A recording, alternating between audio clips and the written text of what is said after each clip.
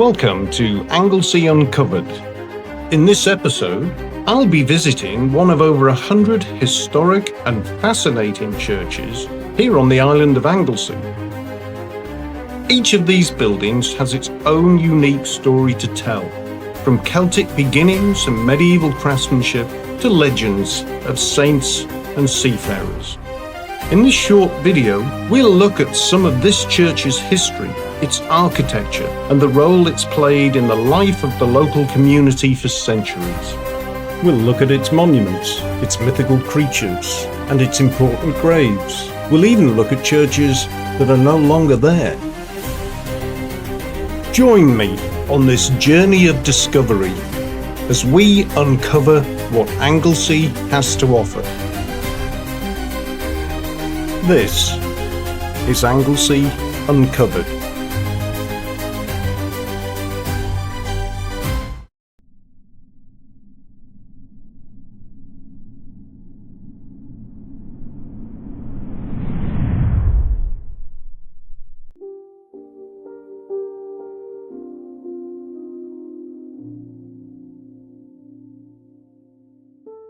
St Seiriol's church sits near to Penmon Point on the eastern tip of Anglesey.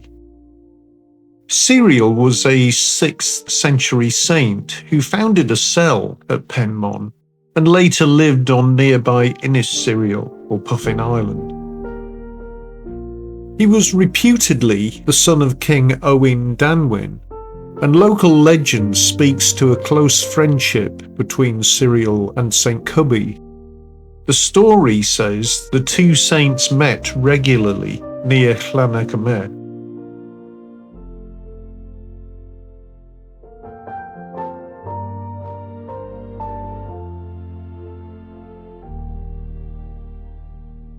The present church was the priory church of an Augustinian house, whose main fabric dates from the 12th century.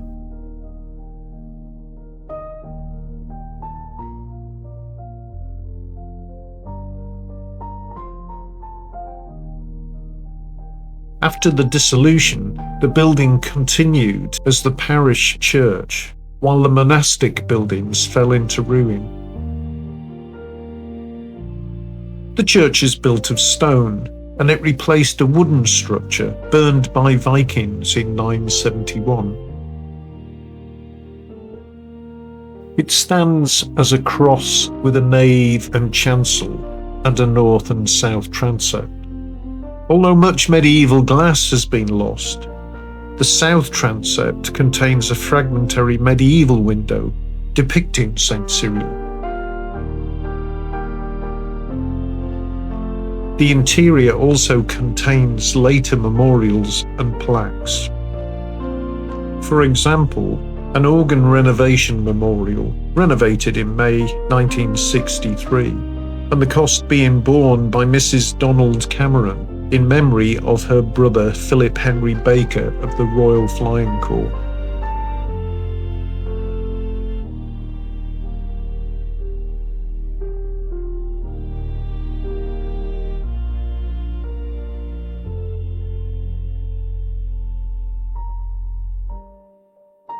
There are some genuinely early survivals.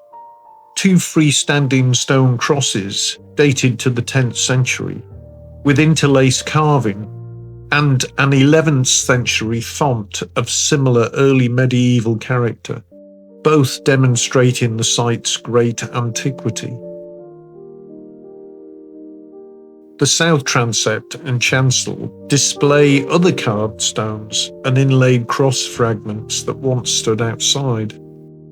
Stone capitals and corbels include a bearded man carrying an axe, possibly the blacksmith god Gofanon, and a Sheila Nagig is now fixed inside the south transept.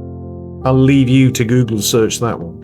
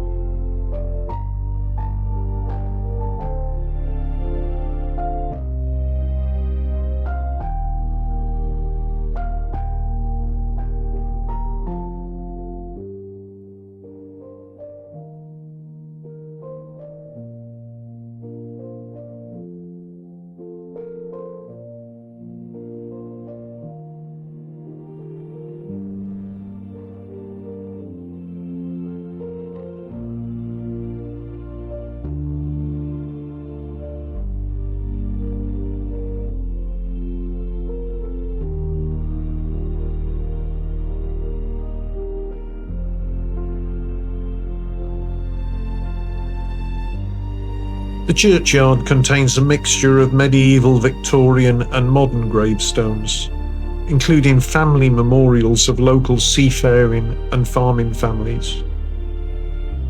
The Commonwealth War Graves Commission records one identified First World War burial in the churchyard, a private of the 10th Battalion Royal Welsh Fusiliers, who died in June of 1918.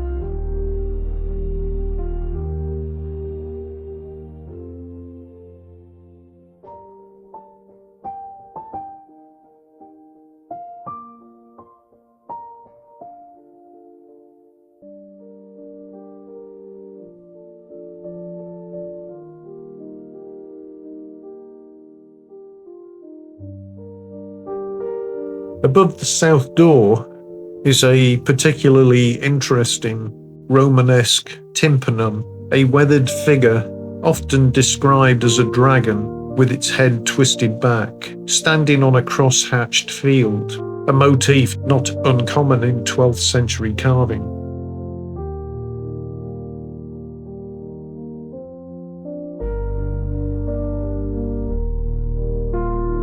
Below the low cliff, close to the priory, stands St Seiriol's well in a small well house. The surviving well house structure is later, commonly dated to the 18th century, but the stone lining and lower fabric of the well are much older and are traditionally associated with the founder's cell and holy water source. The site has been a place of local pilgrimage and veneration for centuries.